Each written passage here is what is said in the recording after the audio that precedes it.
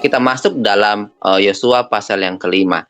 Nah, teman-teman yang diberkati oleh Tuhan, saya tidak akan membacakannya per ayat, tapi kita akan membahasnya perlahan-lahan. Saya mencobanya untuk bisa merangkumnya, bukan juga sesingkat mungkin, tapi bagaimana bisa sesederhana mungkin dengan waktu-waktu yang saat ini bisa kita dapatkan. Nah, kita lihat dalam Yosua 5 ayat 1.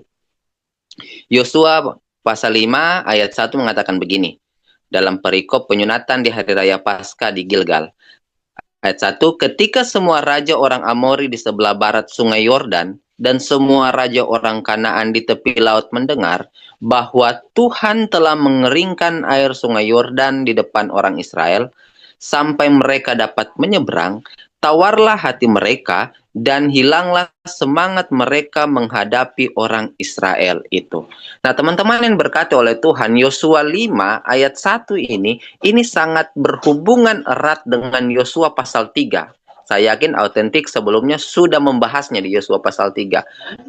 Yosua pasal 3 ini terjadi atas dasar tindakan iman Israel, di mana saya sedikit meringkas saja bahwa Yosua pasal 3 ini menceritakan peristiwa tentang penyeberangan sungai Yordan, di mana air sungai Yordan pada saat itu terbelah ketika para imam menginjakkan kaki. Teman-teman nanti mungkin bisa baca dalam Yosua 3 ayat 15 sampai 16. Dan akhirnya ketika sungai Yordan terbelah, akhirnya seluruh Israel menyeberang di tanah yang kering. Nah, kita bisa melihat kalau dalam Yosua 3 saat itu Allah menunjukkan kuasanya dan akhirnya Tuhan meminta bangsa saat itu melangkah dengan iman dulu, bukan dengan jaminan. Jadi Tuhan minta kita memang, kalau dalam Yosua pasal 3, bangsa Israel diminta untuk percaya dulu sebelum meminta bukti, begitu. Percaya sama Tuhan, pasti Tuhan akan menunjukkan bagaimana kuasanya. Nah, akhirnya di dalam Yosua 5 ayat 1, ketika raja orang Amori, raja Kanaan mendengar kabar itu, akhirnya tawarlah hati mereka. Teman-teman sadar enggak, ini sebenarnya adalah dampak psikologis dari iman bangsa saat itu. Dampak psikologis yang membuat apa? Yang membuat pada saat itu musuh Israel itu kehilangan keberanian. Musuh Israel kehilangan keberanian karena kenapa? Karena Allah itu sudah berperang sebelum Israel mengangkat pedang. Boleh next, Fanti? Slide selanjutnya. Nah, jadi di dalam Yosua 5 ayat 1 ini sebenarnya musuh Israel sudah kehilangan keberanian karena mendengar kabar itu. Karena kenapa? Karena Allah sudah berperang sebelum Israel itu mengangkat pedang. Jadi bisa dibilang bahwa Yosua pasal 3 ini adalah tindakan iman umat kepercayaan Allah yaitu bangsa Israel, dan Yosua 5 pasal 1 hasil dari pekerjaan Allah yang dilihat musuhnya. Nah, kalau kita lihat menarik saat ini bahwa sebenarnya sebagai kita anak-anak muda seharusnya dalam melangkahkan kaki kita, kaki ini bukan berarti kaki secara fisik ya, tapi dalam artian melangkahkan kaki pekerjaan kita, studi kita, intinya kita percaya sama Tuhan. Itu. Kita percaya sama Tuhan, dan ketika kita percaya sama Tuhan, Tuhanlah yang akan di depan kita, dan nantinya dampaknya itu akan orang lihat. Contoh gini, anggaplah saya tidak percaya kepada Tuhan, dan akhirnya saya melakukan apa ya? Saya melakukan kejahatan lah. Nah, dampaknya karena Allah tidak bersama dengan saya, karena tindakan saya tidak sesuai dengan maunya Tuhan, dampaknya adalah kalian teman-teman autentik itu pasti tidak akan percaya untuk pelayanan saya mungkin. Karena nanti dia melayaninya itu tidak sungguh-sungguh, dia melayani hanya apa ya namanya, hanya menginginkan sesuatu. Begitu. Jadi teman-teman yang berkati oleh Tuhan, kita bisa melihat ketika kita melangkah dengan iman, maka pada akhirnya kita bisa melihat bahwa ada dampak psikologis di sana yang nantinya orang-orang di luar akan percaya kepada kita karena iman kita kepada Tuhan. Nah, selanjutnya teman-teman yang diberkati Tuhan, kita lihat dalam Yosua 5 ayat 2 sampai 9 mengatakan begini. Pada waktu itu berfirmanlah Tuhan kepada Yosua, buatlah pisau dari batu dan sunatlah lagi orang Israel. orang Israel itu untuk kedua kalinya. Lalu Yosua membuat pisau dari batu dan disunatnyalah orang Israel itu di bukit kulit katan. Inilah sebabnya Yosua menyunat mereka. Semua orang yang keluar dari Mesir, yakni yang laki-laki, semua prajurit telah mati di padang gurun di tengah jalan. Setelah mereka keluar dari Mesir, sebab semua orang yang keluar dari Mesir itu telah bersunat, tetapi semua orang yang lahir di padang gurun dalam perjalanan sejak keluar dari Mesir belum disunat. Sebab 40 tahun lamanya orang Israel itu berjalan melalui padang gurun, sampai habis mati seluruh bangsa itu, yakni prajurit yang keluar dari yang tidak mendengarkan firman Tuhan. Kepada mereka itu Tuhan telah bersumpah bahwa ia tidak akan mengizinkan mereka melihat negeri yang dijanjikan Tuhan. Dengan bersumpah kepada nenek moyang mereka akan memberikannya kita satu negeri yang berlimpah susu dan madunya. Tetapi anak-anak mereka yang telah dijadikannya ganti mereka, mereka itulah yang disunat Yosua. Sebab mereka belum bersunat, karena mereka tidak disunat dalam perjalanan. Setelah seluruh bangsa itu selesai disunat, maka tinggallah mereka di tempatnya masing-masing di perkemahan itu, sampai mereka sembuh. Dan berfirmanlah Tuhan kepada Yosua, hari ini telah kuhapuskan celah Mesir itu daripadamu. Itulah sebabnya nama tempat itu disebut Gilgal sampai sekarang. Nah, teman-teman yang diberkati oleh Tuhan, dalam Yosua 5 ayat 2 sampai 9 ini adalah perintah Allah untuk menyunat kembali bangsa Israel. Dalam artian yang belum disunat ya, karena kenapa? Karena sebab yang sudah disunat sebelumnya, bangsa Israel yang sudah disunat sebelumnya itu sudah mati di padang gurun. Di tengah jalan 40 tahun setelah mereka keluar dari tanah Mesir. Karena kenapa? Karena ketidaktaatan mereka. Jadi yang sudah disunat sebelumnya dalam perjalanan mereka keluar dari tanah Mesir, tanah perbudakan selama 40 tahun, itu mati karena ketidaktaatan mereka. Next, Fanti, ketaatan seperti apa? Oke, yang pertama, ketaatan yaitu tidak percaya pada janji Allah. Ini nanti teman-teman bisa lihat dalam Bilangan 14 ayat 1 sampai 4 dan Bilangan 14 ayat 22 sampai 23. Memang kita tidak bisa pungkiri teman-teman, kebenaran firman Tuhan ini tidak bisa hanya dalam Yosua 5 yang kita gali, tapi harus sejarah sebelumnya. Itu dalam kitab Bilangan itu ada. Nah, tidak percaya pada janji Allah ini adalah di mana bangsa Israel itu menolak masuk tanah perjanjian saat itu setelah laporan dari Yosua dan Kaleb. Teman-teman masih ingat 12 pengintai? Ketika akhirnya 10 pengintai itu bilang, wah di sana raksasa, wah kita tidak bisa sepertinya melawan mereka karena walaupun walaupun di sana dia punya hasilnya itu bagus luar biasa, tapi kita siapa begitu? Kita hanya mantan budak, mereka raksasa begitu dan sebagainya. Tetapi Yosua dan Kaleb bilang tidak, kita bisa karena Tuhan bersama-sama dengan kita. Tetapi Israel menolak untuk masuk tanah perjanjian karena kenapa? Karena ketakutan mereka. Jadi mereka lebih percaya ketakutan daripada firman Tuhan. Nah, ini ketidaktaatan mereka pertama. Yang kedua, ketidaktaatan mereka yaitu pemberontakan terhadap Allah dan pemimpinnya. Itu kita bisa lihat dalam Bilangan 14 ayat 9 sampai 10. Mereka menolak otoritas Allah yang bekerja melalui Musa. Kan Musa yang membawa mereka kan seperti itu kan. Jadi kita bisa melihat bahwa ternyata ketidaktaatan mereka adalah pemberontakan terhadap Allah dan pemimpinnya. Yosua dan Kaleb sudah kasih yakin mereka bahwa tidak, kita bisa ini. Karena Allah bersama dengan kita. Tetapi apa? Mereka malah mau melempari Yosua dengan Kaleb dengan batu. Apalagi mereka juga terus bersungut-sungut teman-teman. Teman-teman, kalau kita membaca kebenaran firman Tuhan sebelumnya, mereka itu mengeluh soal makanan. Sampai mereka ada pernah berkata, lebih baik kami mati di Mesir daripada kami kelaparan begitu. Karena mereka saat itu tidak percaya akan kuasa Tuhan. Baru dapat mujizat satu, mereka akhirnya bersungut-sungut lagi.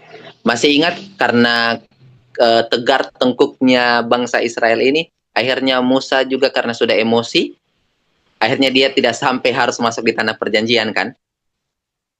Gara-gara bangsa Israel punya tegar tengkuk, emosinya dia, namanya manusia biasa, ini bangsa ini, mungkin anggaplah ya saya saya bersyukur Tuhan memberikan saya kesempatan menjadi hamba Tuhan dan saya harus melayani autentik. Ini contoh saja, jangan tersinggung ya teman-teman. Ketika saya bilang mari dengar firman Tuhan, tapi teman-teman autentik tidak mau dengar, tidak mau melaksanakan firman Tuhan. Akhirnya karena jengkelnya akhirnya saya sudah tidak dengar suara Tuhan, tapi saya menghukum teman-teman autentik itu dengan caranya saya. Sudah bukan lagi dengan caranya Tuhan. Akhirnya Tuhan juga kasih kena akibat karena saya sudah tidak pakai caranya Tuhan. Begitu juga Musa. Akhirnya Musa sudah bukan pakai caranya Tuhan. Akhirnya konsekuensi yang dia dapatkan adalah dia hanya bisa melihat tanah perjanjian, dia tidak bisa masuk. Begitu. Karena kenapa? Karena dia juga jengkel, ini bangsa Israel bersungut-sungut terus. Sudah dikasih mujizat, tapi bersungut-sungut terus. Menyalahkan Allah atas keadaan mereka. Jadi ada dosa ketidakpuasan di sana. Dan sikap yang tidak mau bersyukur. Makanya teman-teman yang diberkati oleh Tuhan, akhirnya konsekuensi dari bangsa Israel yang sudah disunat itu selama 40 tahun, akhirnya mereka mati karena tidak taat kepada suara Tuhan.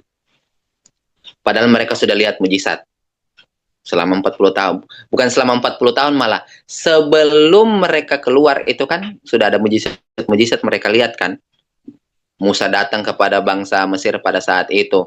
Dia sudah buat air menjadi darah dan semuanya sampai di kematian anak sulung. Itu kan mujizat yang luar biasa.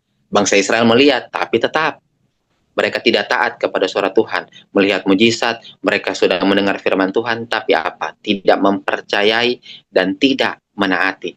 Nah, teman-teman yang diberkati oleh Tuhan, jangan sampai kita seperti ini.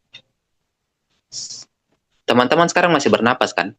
Bukankah itu mujizat? Teman-teman masih hidup sampai sekarang, bukankah itu mujizat? Bukan nanti mujizat kita terbang baru dibilang itu mujizat.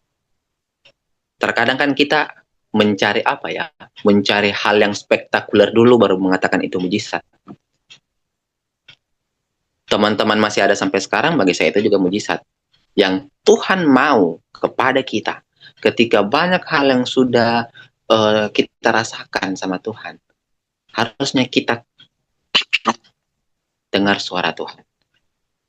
Jangan sampai kita seperti bangsa Israel yang 40 tahun, yang akhirnya resikonya mereka akhirnya mati sebelum sampai di tanah perjanjian. Siapa yang hanya sampai ke tanah perjanjian? Yosua dan Kaleb. Dan akhirnya yang ke tanah perjanjian juga bukan mereka yang keluar dari tanah Mesir, tapi keturunan mereka yang belum disunat ini. Ada pergantian di sana. Jadi semua yang berumur 20 tahun ke atas saat itu tidak masuk Kanaan kecuali Yosua dan Kaleb. Teman-teman yang diberkati oleh Tuhan, sebagai anak muda, sebenarnya yang Tuhan minta sama kita itu apa? Taat. Ketika kita saat ini dalam kehidupan kita, saya tidak tahu teman-teman saat ini kuliah ataukah kerja, saya tidak tahu, tapi bisa tidak kita tetap taat? Ketika kita studi kita mungkin saat ini kita melaksanakan, diminta untuk mengerjakan proposal, ya taatlah untuk kerjakan proposal itu, jangan bermalas-malasan. Apa Tuhan Yesus bilang? Hai pemalas, pergilah kepada semut, lihatlah lakunya, dan jadilah bijak. Harus taat, teman-teman. Tuhan bilang apa dalam Amsal 1 ayat 7? Takut akan Tuhan adalah permulaan pengetahuan, tetapi orang bodoh menghina hikmat dan didikan. Yang Tuhan mau taat. Karena kalau kita tidak taat, teman-teman, Wah, ini fatal. Masih ingat apa namanya, apa yang Tuhan bilang, kalau kita taat kita dapat berkat. Sorry, bangsa Israel berkat. Kalau tidak taat dapat apa? Kutuk. Nah, kita bisa melihat akan hal ini. Jadi sebenarnya dampak dari ketidaktaatan bangsa Israel saat itu adalah akhirnya mereka mati karena tidak taat kepada suara Tuhan. Jadi seharusnya teman-teman diberkati Tuhan, kita sebagai anak-anak muda mari taat. Nah, selanjutnya kalau kita lihat di ayat yang ke-10 dikatakan, sementara mereka berkemah di Gilgal, orang Israel itu merayakan Paskah pada hari yang ke-14 bulan itu, pada waktu petang di dataran Yeriko. Nah, teman-teman yang diberkati oleh Tuhan, next Fanti, akhirnya mereka melaksanakan Paskah. Apa makna Paskah saat itu? Nah, kenapa mereka harus merayakan Paskah? Karena Paskah artinya adalah identitas mereka sebagai umat tebusan. Dengan merayakan Paskah, bangsa Israel saat itu mau menegaskan kembali mereka adalah umat yang ditebus, bukan budak. Sebelumnya mereka budak kan, di Mesir kan. Tetapi akhirnya Tuhan membebaskan mereka, makanya mereka merayakan Paskah. Ini tanda bahwa mereka adalah umat tebusan yang Tuhan sudah tebus. Mereka sudah bukan budak lagi. Mereka adalah orang-orang merdeka. Sebenarnya kalau konteks dalam kerohanian kita ya teman-teman, kita sudah bukan lagi budak dosa. Kita adalah orang-orang yang merdeka di dalam Tuhan. Maka seharusnya kehidupan kita tidak lagi nyaman dengan dosa. Apa perbedaannya orang yang tidak nyaman, orang yang hidup dengan dosa dengan orang yang akhirnya tidak lagi hidup dengan dosa? Kita anak-anak umat Tuhan itu masih bisa buat dosa, masih bisa karena ini daging, masih bisa lemah, kita masih bisa jatuh. Tetapi perbedaannya adalah ketika kita percaya kepada Kristus, ketika kita melakukan dosa, kita akan tidak nyaman.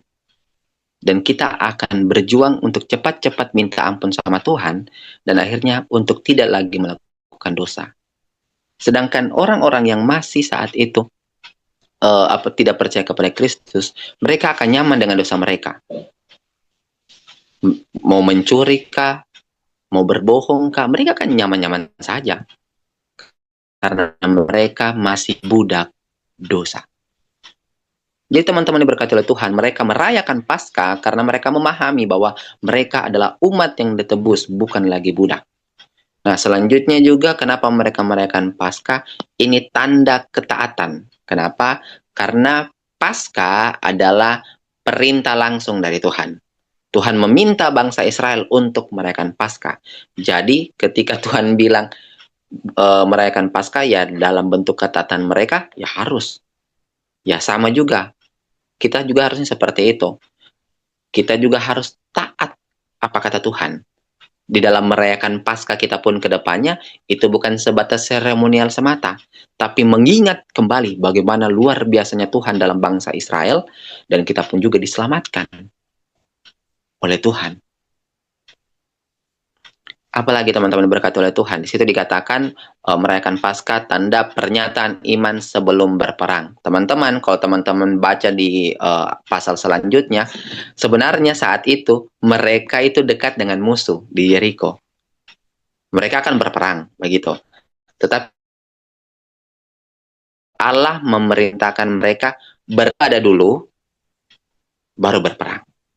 Karena kenapa? Karena kemenangan itu tidak dimulai dari pedang, tetapi dengan relasi yang benar kepada Tuhan.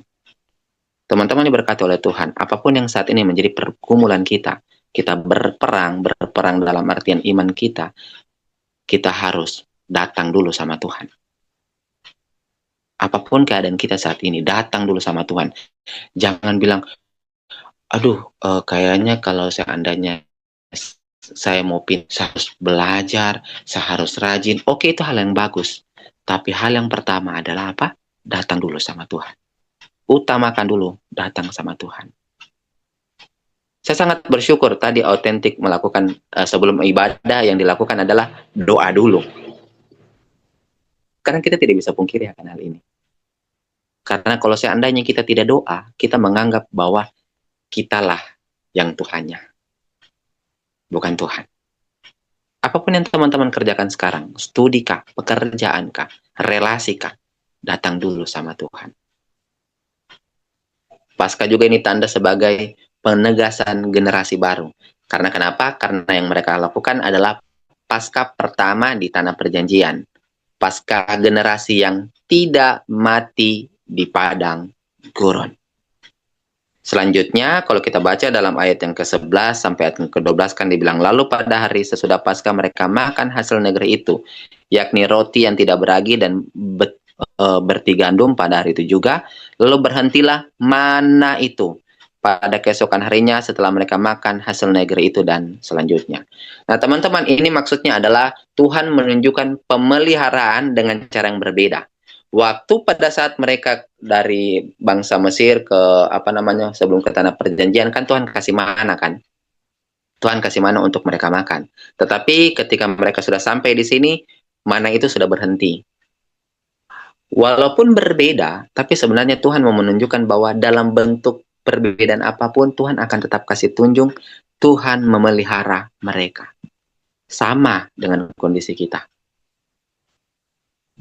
Dalam kondisi sesulit apapun di studi kita, di pekerjaan kita, dia akan tetap memelihara kita dengan caranya yang dia tahu. Walaupun berbeda, tapi harusnya kita percaya. Contoh begini, kalau seandainya kita masih baru lahir, itu kan Tuhan memelihara kita dengan cara apa? Memberikan ASI, betul kan? Tidak mungkin kan kita umur 15 tahun kita masih minum ASI mamanya kita? Tidak akan mungkin. Itu kan lucu sebenarnya. Masa umur 15 tahun masih minum ASI? Tapi kan akhirnya Tuhan memelihara dengan apa? Dengan makan, minum. Begitu. Jadi ada sebuah perbedaan di sini. Tapi yang samanya apa? Tuhan memelihara kita. Ini hal yang luar biasa.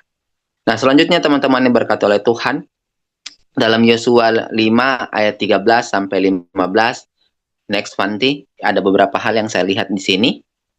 Nah, yang pertama kalau kita lihat di situ kan dalam perikop Panglima bala tentara Tuhan. Kemungkinan besar, ini masih kemungkinan besar. Ini dalam banyak tafsiran, saya pun juga setuju. Tapi ya, ini masih tafsiran.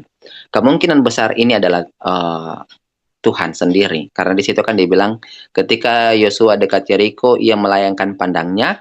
Dilihatnya seorang laki-laki berdiri di depannya dengan pedang terhunus di tangannya. Yosua mendekatinya dan bertanya kepadanya, kawankah engkau atau lawan? Jawabnya bukan, tetapi akulah panglima bala tentara Tuhan. Sekarang aku datang, lalu sujudlah Yosua dengan mukanya ke tanah dan selanjutnya. Kemungkinan besar, saya pun setuju juga akan hal ini. Ini adalah Tuhan. Makanya kenapa akhirnya Yosua sujud. Begitu. Nah, teman-teman, kita akan melihat apa yang bisa kita pelajari ya lewat Yosua 5 ayat 13 sampai 15 ini. Yosua 5 ayat 13 sampai 15 ini menandakan bahwa Tuhan tidak berpihak tapi berdaulat. Apa maksudnya? Kalau kita lihat dari kata Yosua, dia katakan, kawankah kamu atau lawan? Sebenarnya teman-teman, bukan berarti minta Tuhan berpihak sama kita, tapi seharusnya kita yang datang sama Tuhan. Jangan sampai Tuhan hanya sebatas alat untuk rencana kita. Kalau rencana kita A, tapi Tuhan B, seolah-olah Tuhan yang harus ikut kita. Tidak bisa. Kalau seandainya rencana kita A dan rencana Tuhan B, kita yang datang sama dia. Kita yang harus melakukan B. Begitu. Kita yang dipanggil menyesuaikan diri dengan rencana Tuhan. Contoh, saat ini akhirnya saya bergabung dengan Autentik. Jadi, saya harus menyesuaikan diri dengan aturan Autentik. Tidak bisa lagi saya pakai aturanku sendiri waktu di GOG. Saya harus ikut aturan Autentik. Ya karena kenapa? Karena Autentik yang berdaulat aturannya di sini. Ya sama, begitu juga. Iman bukan soal Tuhan mendukung mimpiku, tapi kita menunjukkan mimpi kita pada kehendak Tuhan. Selanjutnya teman-teman yang berkati Tuhan, di situ dikatakan hidup adalah medan perang rohani. Karena kalau kita lihat kan dibilang Di ayat yang ke-13 di situ dikatakan bahwa seorang laki-laki berdiri depannya dengan pedang terhunus di tangannya. Apa? Bahwa tokoh ini datang dengan pedang terhunus, artinya orang percaya, hidup orang percaya tidak netral. Ada pergumulan iman di sana, pergumulan karakter di sana, ada ketaatan di sana. Jadi sebagai anak muda, seharusnya berjaga-jaga secara rohani. Karena kenapa? Kita terus dan terus saat ini berperang untuk tidak melakukan dosa. Berjaga secara rohani, serius dengan panggilan hidup kita.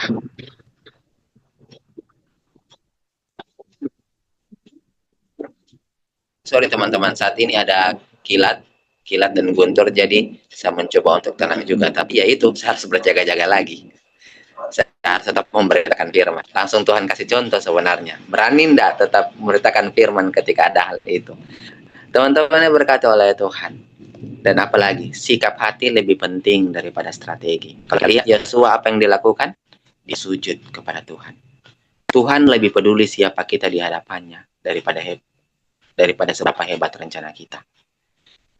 Kalaupun mohon maaf teman-teman, kalaupun teman-teman autentik, Joji pintar, tapi kalau seandainya kita tidak tunduk di hadapan Tuhan, kita tidak akan jadi apa-apa. Batu bisa Tuhan pakai dalam kemahakuasaannya. Jadi jangan sombong teman-teman. Jangan sampai di studi kita, pekerjaan kita seperti di sangat-sangat apa ya diharapkan. Akhirnya kita jadi sombong. Tuhan lebih peduli siapa kita tunduk sujud. Dan di situ dikatakan dan panglima bala tentara Tuhan itu berkata kepada Yosua, tanggalkanlah kasutmu dari kakimu, sebab tempat engkau berdiri itu kudus. Dan Yosua demikian. Artinya apa teman-teman? Kekudusan itu nyata dan penting. Hadirat Tuhan tidak bisa diperlakukan sembarang. Sorry to say. Seberapa banyak gereja ketika kita beribadah main HP, seberapa banyak gereja kita itu tidur, seberapa banyak kita beribadah lihat mungkin banyak, maaf ya, banyak mungkin tidak bagus untuk kita ceritakan di samping kita dan kita tertawakan. Padahal Tuhan mau di dalam kehidupan kita bersama dengan Tuhan, kita harus hidup kudus. Hidup dengan Tuhan menuntut kekudusan, bukan kompromi. Hidup dengan Tuhan menuntut kekudusan, bukan kompromi. Seberapa banyak gereja sekarang ini? Saya yakin teman-teman juga bergumul akan hal ini. Doa syafaat, tidur. Firman, main HP. Tapi pada saat memuji Tuhan, angkat tangan, menangis, air mata, emosi. Baru selesai ibadah. Baru buka pintu keluar pintu gereja, langsung makian, ada kata-kata makian di sana. Akhirnya apa? Ibadah dan rutinitas. Sorry to say. Saya tahu sekarang teman-teman. Apakah teman-teman pada saat dengar firman Tuhan lagi tidur, main HP? Saya tidak tahu. Bukan saya yang tegur teman-teman. Tapi jangan sampai datang sama Tuhan kita bermain-main. Jangan sampai teman-teman. Dan kita lihat juga sebenarnya dalam Yosua 5:13-15 ini mengatakan Tuhan tetap hadir saat kita merasa sendirian. Yosua saat itu datang bertemu dengan Tuhan ketika dia sendirian. Percayalah, dia hadir saat kita diam dan pasti kita bisa mengambil keputusan yang benar. Saat kita takut, saat kita ragu, saat kita tertekan. Teman-teman jujur, sebenarnya saat ini Fanti mengerti keadaan saya. Kondisi saya saat ini lagi tidak baik-baik saja. Kondisi saat ini sebenarnya saat ini saya sedikit sharing saja. Saat ini saya lagi dalam masa istirahat kan, saya bilang ke teman-teman kan, masa pemulihan selama 6 bulan karena saya kena penyakit TB paru aktif.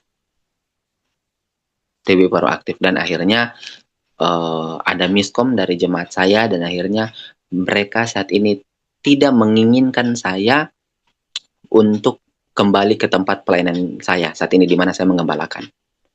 Dan ada orang-orang yang memberikan kabar-kabar yang tidak benar kepada jemaat-jemaat lain supaya jemaat-jemaat lain tidak suka sama saya. Jujur, di titik kemarin-kemarin itu saya merasa sendiri dan akhirnya saya sharing dengan orang tua saya sampai nangis. Karena bagi saya bayangkan ya teman-teman, kan beberapa teman-teman tahu saya baru lamaran kemarin kan. Ini belum selesai lamaran, tiba-tiba saya ditelepon dengan kondisi yang, wah ternyata saya ada melakukan sebuah kesalahan karena waktu saya tahu saya ini kena TB paru aktif ini, saya tidak langsung beritahu ke jemaat saya, gitu. Memang kesalahan saya juga di situ. Tetapi akhirnya ketika ada yang memberitahukan, mereka kecewa, dan sebenarnya bukan semuanya sih, tapi ada orang-orang tertentu yang akhirnya membuat adu domba begitulah. Akhirnya saya tidak diizinkan untuk datang ke sana. Saya merasa, aduh ini bagaimana Tuhan, saya merasa sedih, kecewa. Akhirnya saya datang kepada orang tua rohani saya sharing sambil menangis, tapi dikuatkan, dan saya melihat bagaimana Tuhan tetap menunjukkan bahwa dia tetap bersama-sama dengan saya. Dalam kondisi ini Tuhan tetap menguatkan saya. Bukan berarti saya sempurna, tapi saya bisa melihat bahwa ketika kondisi saya terpuruk, ketika kondisi saya lemah, ketika kondisi saya takut, ketika kondisi saya ragu, ketika kondisi saya tertekan, Tuhan masih bersama-sama dengan saya. Saya tidak tahu pergumulan teman-teman apa. Masalah orang tua kah? Masalah pekerjaan kah? Masalah studi kah? Percayalah, Tuhan tetap bersama-sama dengan kita. Slide terakhir, Fanti. Oke, kita pegang ini. Anak muda yang kuat bukan yang paling yakin dengan dirinya, tetapi yang paling tunduk pada pimpinan Tuhan. Untuk kita autentik, GOG. Anak muda yang kuat bukan yang paling yakin dengan dirinya, tetapi yang paling tunduk pada pimpinan Tuhan. Amin kebenaran firman Tuhan, biarkanlah autentik dan GOG menjadi pribadi yang Tuhan pakai luar biasa. Anak-anak mudanya tunduk pada pimpinan Tuhan dan dipakai luar biasa. Kita satu dalam doa, mari kita berdoa. Tuhan, kami bersyukur untuk kebenaran-Mu yang mengajarkan kami untuk taat kepada Engkau, dan kami percaya Engkau pasti akan terus bersama-sama dengan kami, akan melakukan hal yang luar biasa kepada kami, bukan untuk kami, tapi bagaimana Engkau dipermuliakan. Terima kasih Bapa. Ini kami sambut firman-Mu, kami pasti yakin Roh Kudus-Mu yang menuntun kami semua untuk melaksanakannya. Dalam nama Yesus. Amin.